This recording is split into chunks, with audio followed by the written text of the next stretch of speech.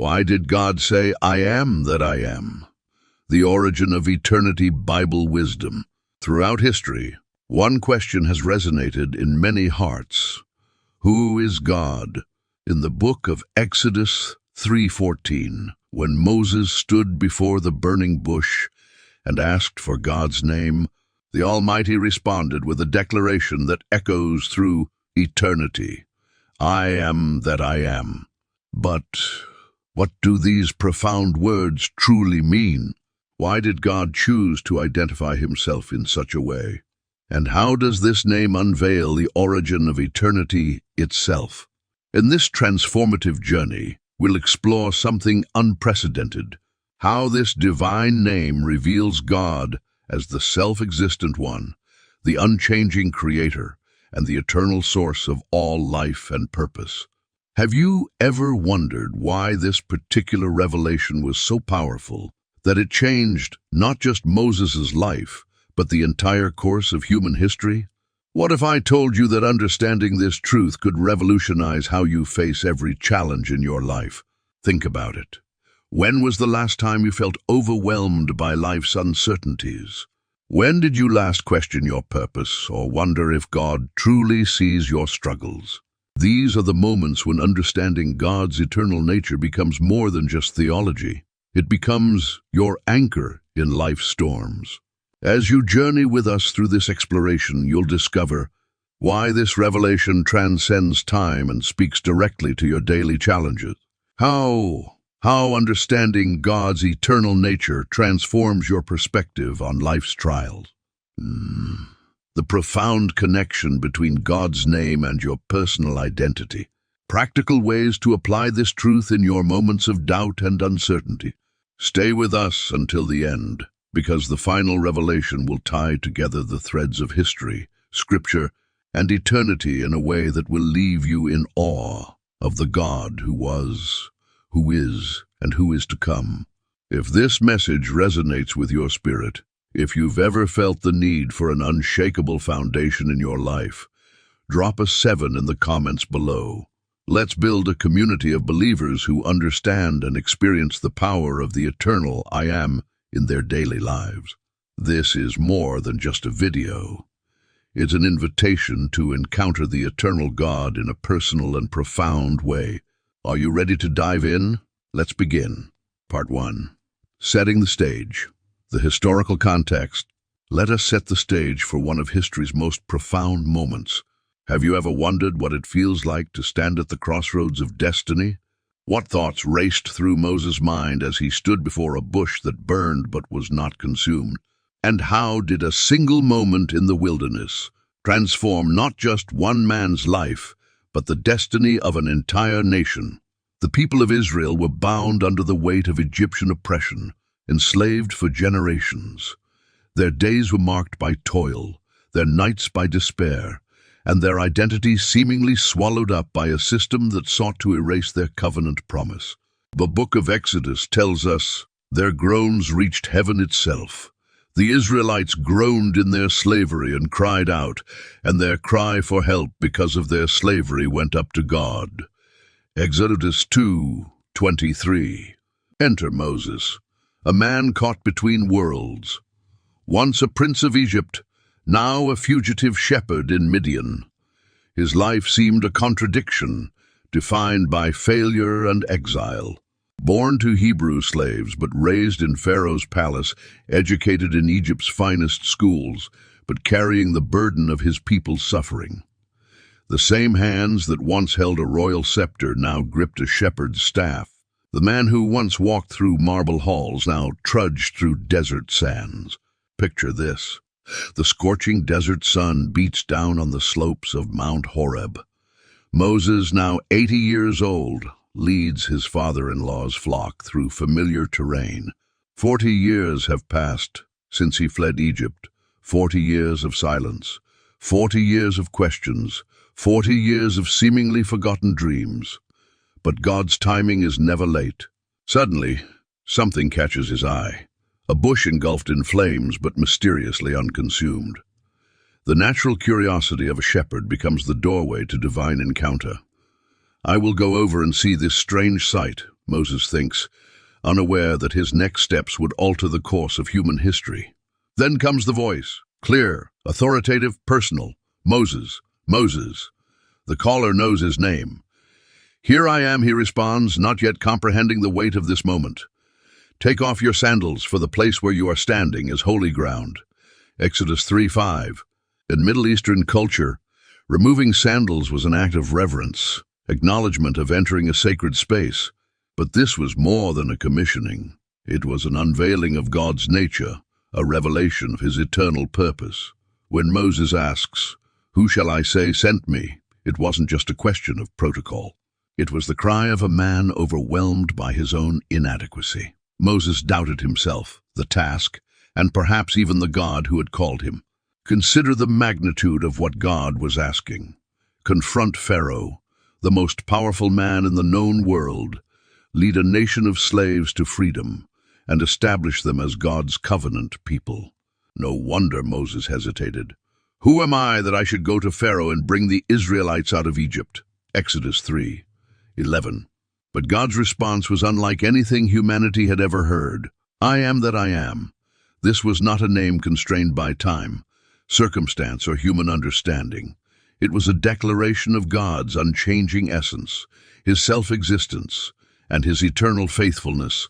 The burning bush still blazed, its flames dancing against the desert backdrop, a visual testament to God's supernatural presence. Each flicker of fire seemed to underscore the gravity of this divine encounter. Moses stood there, staff in hand, his world forever altered by this revelation of God's eternal nature. What began as an ordinary day of shepherding became the pivot point of redemptive history. The timid shepherd would become God's spokesman, the exile would become a deliverer, and the man who once fled Egypt would return as God's chosen instrument of liberation. But this story isn't just about a bush that wouldn't burn or a shepherd who became a leader. It's about the God who revealed himself in a way that would echo through eternity. A revelation that still speaks to us today, addressing our deepest questions about identity, purpose, and divine presence. As we delve deeper into the meaning of I am that I am, we'll discover how this eternal truth transforms not just our understanding of God, but our very approach to life itself. Part 2. Understanding I am that I am. Have you ever wondered what it feels like to stand before the very presence of God? What would you do if a burning bush suddenly spoke your name? And how would you respond if the Creator of the universe revealed his nature to you in a way that would shake the foundations of human understanding? Let's journey back to a moment that changed the course of history. Picture this. A vast, unforgiving desert stretches endlessly under the scorching sun. In this desolate landscape, we find Moses, once a prince of Egypt, now a humble shepherd in exile. For 40 years, he had lived with the weight of his past, the murder he committed, the privilege he abandoned, and the people he left behind in bondage. But this ordinary day would become extraordinary. As Moses led his flock near Mount Horeb, something caught his eye. A bush was burning, yet it wasn't being consumed by the flames. The leaves remained green, the branches intact.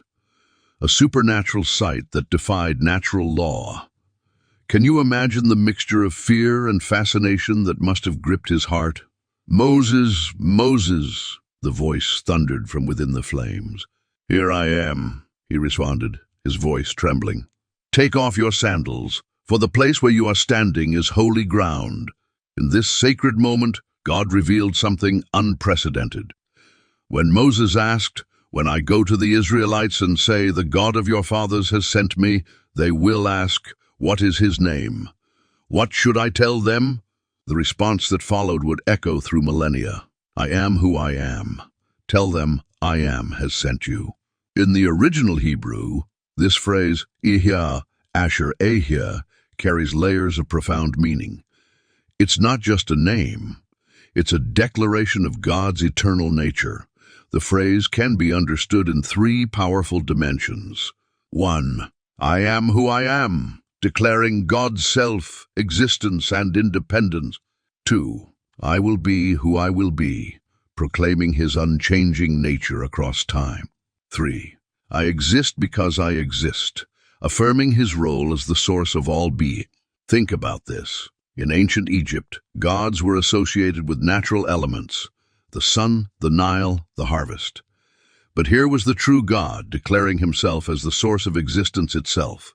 He wasn't defined by what he did, but by who he is. This revelation was revolutionary. In a world where people believed in gods bound by nature and human needs, here was the God who existed before all things, dependent on nothing, the source of everything. Remember, Moses had grown up in Egypt, surrounded by a pantheon of deities, each limited to specific domains. But now he encountered the unlimited, self-existent one. The implications were staggering. If God is the I Am, then he isn't bound by time like we are. He doesn't grow weary like we do. He doesn't change like we do. He doesn't change like we do. Every promise he makes, he can keep. Every word he speaks, he can fulfill. Every purpose he declares, he can accomplish. This wasn't just a theological truth. It was a personal revelation that would sustain Moses through the challenges ahead. When he faced Pharaoh's resistance, when he led millions through the Red Sea, when he dealt with rebellious people in the wilderness, the name I Am reminded him that God's power and presence were constant and sufficient. But here's where this ancient revelation touches your life today. The same God who revealed himself as I Am to Moses is the same God who walks with you through your challenges. When you face impossible situations, when your resources seem inadequate, when your strength fails, remember that the self-existent, all-sufficient God is with you. As we continue this journey of understanding, we'll discover how this eternal name of God became the foundation for trust that has sustained believers through generations. The burning bush may have long since ceased its supernatural display, but the truth revealed there continues to illuminate our path today. But how does this eternal name of God impact our daily lives? How can understanding his self-existence transform our perspective on life's challenges? Let's explore these practical applications. Part 3. The power of I Am in daily life. Have you ever stood at the edge of your own Red Sea, facing what seemed like an impossible situation? What do you do when the waves of life threaten to overwhelm you and your back is against the wall? How do you find strength when your own resources have run dry? Let me share a powerful story that illustrates the transformative power of understanding God as the eternal I Am in our daily lives. Meet Sarah, a single mother of 3 in downtown Manhattan. Her life wasn't always this way. Once a successful financial analyst, she found herself suddenly laid off during the 2008 financial crisis. With 3 young children depending on her, mounting bills, and a dwindling savings account, Sarah faced her own burning bush moment. I remember sitting on my kitchen floor at 2 a.m., she recalls, bills scattered around me like autumn leaves, wondering how we would make it through another month. In that moment of desperation, Sarah's story eerily paralleled the Israelites' situation in Egypt. Just as they faced the seemingly insurmountable walls of the Red Sea, Sarah faced walls of financial impossibility and emotional exhaustion. But here's where the story takes an unexpected turn. During a Sunday service, her pastor spoke about Moses and the burning bush, focusing on God's declaration, "I am that I am." The words hit Sarah like a lightning bolt.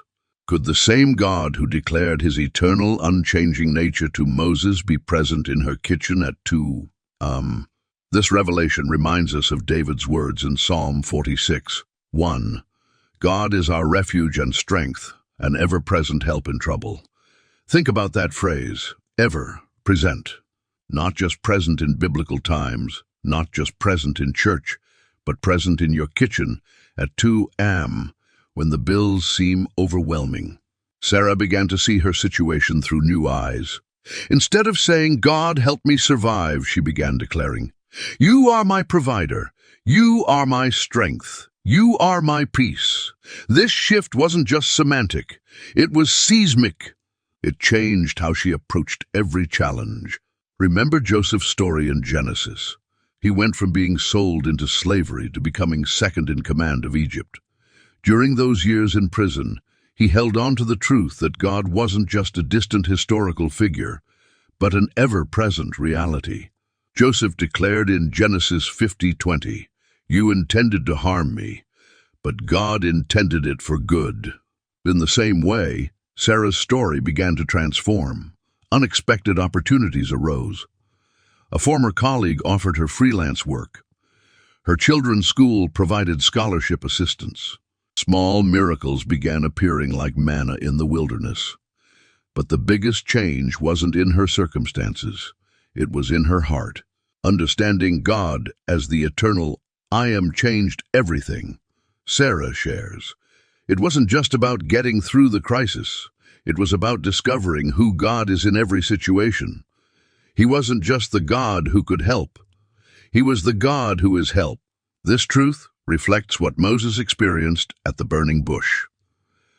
When God declared I Am, he wasn't just giving Moses a name to use. He was revealing his nature as the all-sufficient one.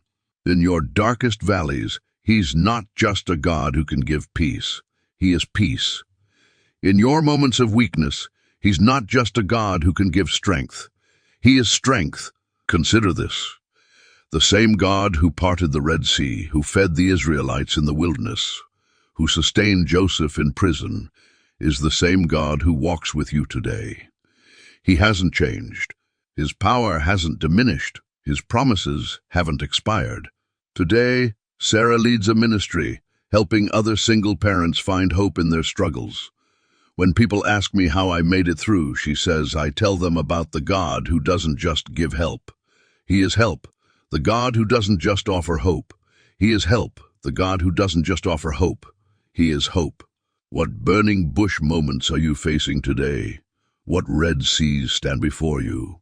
Remember, the eternal I Am is not just a historical truth. It's a present reality. He's not just the God who was or the God who will be, but the God who is right here, right now, in whatever situation you're facing.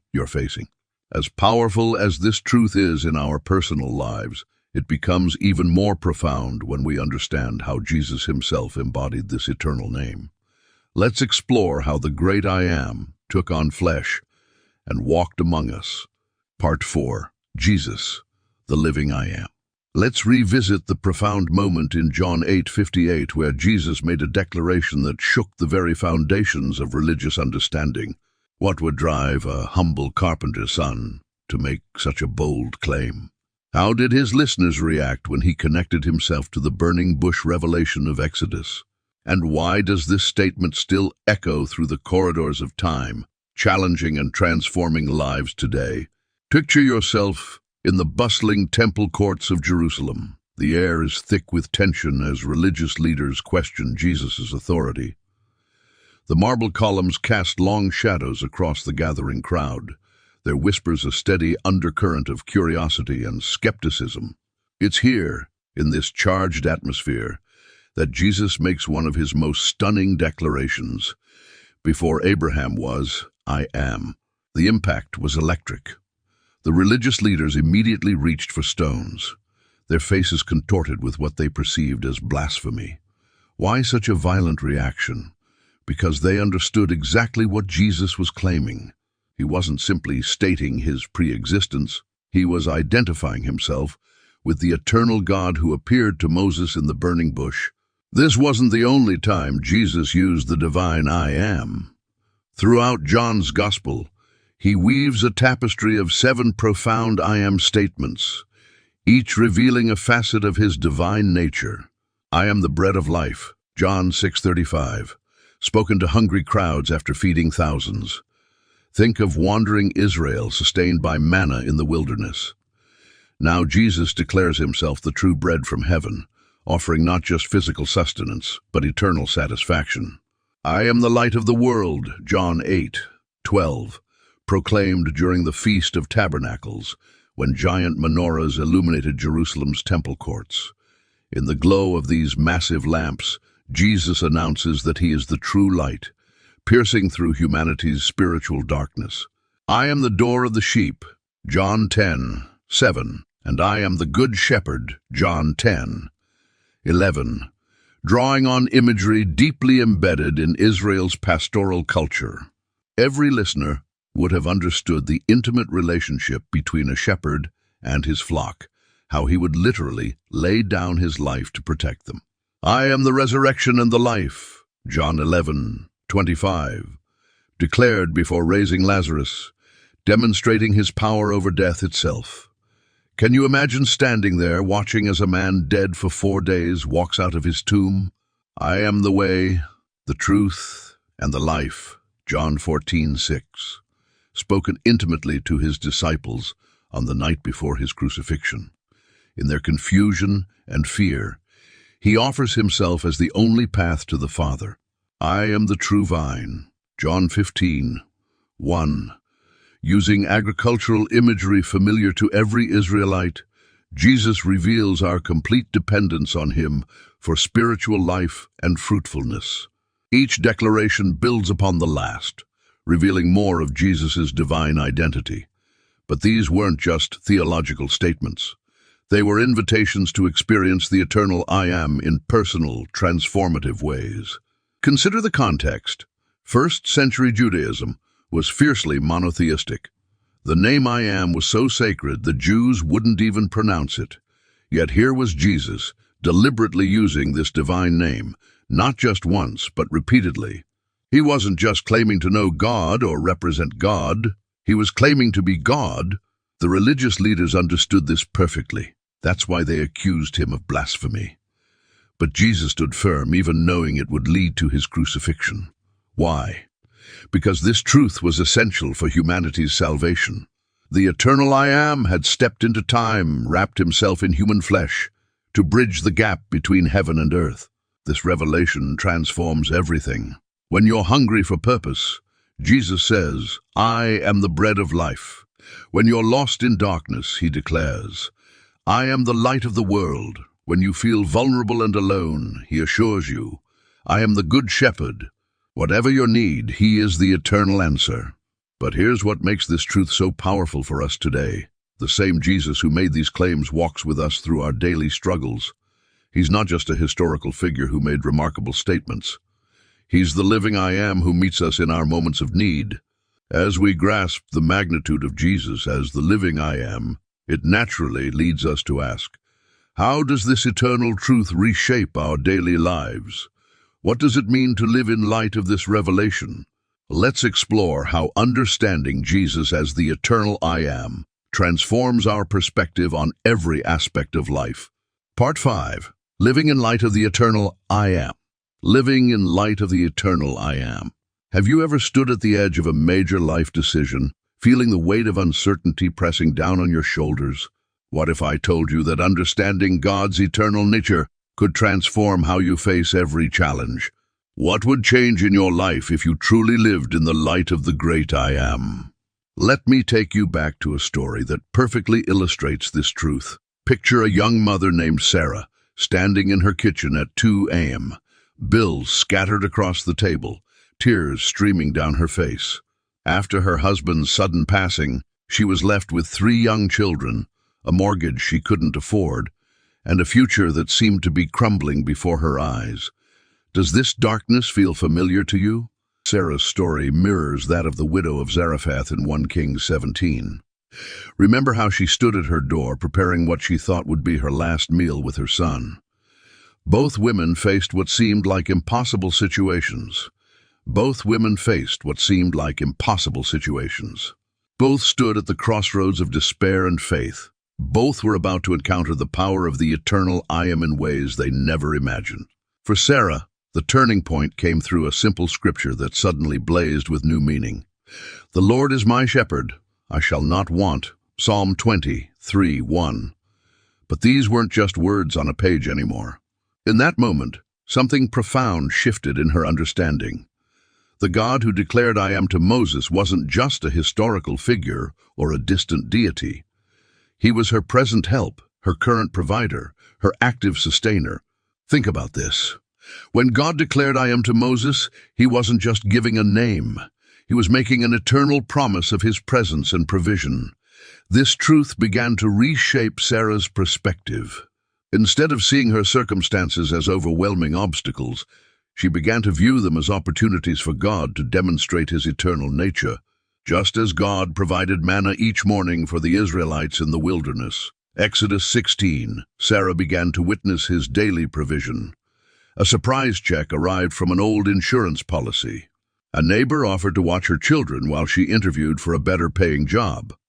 A church member with real estate experience helped her refinance her mortgage. But here's what's crucial to understand. The transformation wasn't in the circumstances alone. The real miracle was in Sarah's growing understanding of who God is. Like David facing Goliath, she learned that victory doesn't depend on our resources, but on the nature of the God we serve. Remember David's words, "You come against me with sword and spear and javelin, but I come against you in the name of the Lord Almighty." 1 Samuel 17:45. Sarah's story teaches us something profound about living in light of the eternal I Am. It's not just about surviving challenges. It's about thriving in them because we understand who God is. When God says, "I am your provider," he's not making a temporary promise. He's declaring his unchanging nature. This truth has practical implications for our daily lives. Think about the areas where you feel inadequate or overwhelmed. What if, like Sarah, you began to see these challenges through the lens of God's eternal nature? What if every problem became an opportunity to experience another facet of who God is? Let me share how this transformed Sarah's daily routine. Each morning, instead of waking up to worry, she began to declare God's names over her situations. When bills came, she remembered, "I am your provider." When loneliness crept in, she held on to, "I am with you." When decisions loomed, she trusted, "I am your wisdom." Today, 5 years later, Sarah's life looks dramatically different. Not because all her problems magically disappeared, but because she learned to live in the light of the eternal I Am. Her story reminds us of what Moses discovered at the burning bush, that God's nature doesn't change with our circumstances. Transition to next section, but understanding this truth is just the beginning. Like Sarah, we must learn to apply it in our daily walk. The question isn't whether God is who he says he is. The question is whether we'll live in the light of this truth. Are you ready to discover how this understanding can transform your own story? Think about your current challenges. How would they look different if viewed through the lens of God's eternal nature? What impossibilities in your life need to meet the God who declares I am? Remember, the same God who revealed himself to Moses, who provided for the widow of Zarephath, who sustained Sarah through her darkest nights. He is your God, too. His nature hasn't changed. His power hasn't diminished. His promises remain as sure as they were when he first declared, "I am that I am." As we continue our journey deeper into this truth, let's examine how we can practically apply these principles in our daily lives, transforming our challenges into testimonies of God's faithful nature. Conclusion. My friends, let us set the stage for these final moments together as we've journeyed through the profound revelation of I am that I am. We've discovered that this isn't just a name. It's the very foundation of existence, the heartbeat of faith, and the anchor for your soul. Remember what we've uncovered together. God's eternal nature revealed to Moses wasn't just for that moment at the burning bush. It's a living truth that echoes through your life today. From the wilderness of uncertainty to the mountain peaks of victory, the great I Am remains unchanging, unshakable, and ever present. Think about this. What would change in your life if you truly lived in the reality of this truth?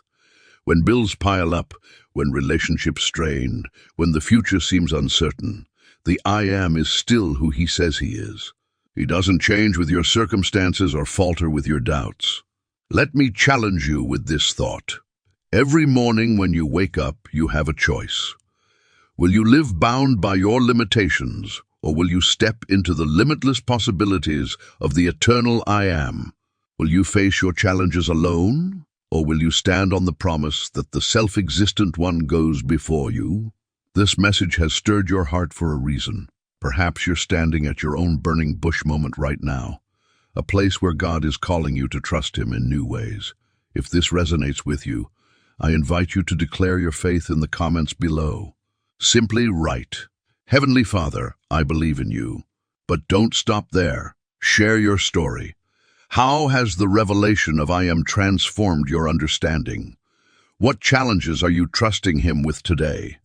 Your testimony might be exactly what someone else needs to hear. If this message has blessed you, help spread these truths to others who need them. Like, share, and subscribe to join our community of believers who are discovering the power of God's eternal nature in their daily lives. Together, let us proclaim the truth of the eternal I Am to a world in need. Let your life become a testament to His faithfulness, your story a witness to His power, and your faith an anchor for others in their storms. Remember, you are loved by the God of eternity, sustained by His power, and guided by His unchanging hand. No matter what you face, the one who declared I Am that I Am is with you. Rest in His presence, walk in His purpose, and live with confidence that He is all you need. Until we meet again in our next exploration of God's truth, may His presence go before you, His peace surround you, and His purpose fulfill you. This is more than goodbye. It's an invitation to continue discovering the depths of who He is. God bless you, and thank you for sharing this journey with us.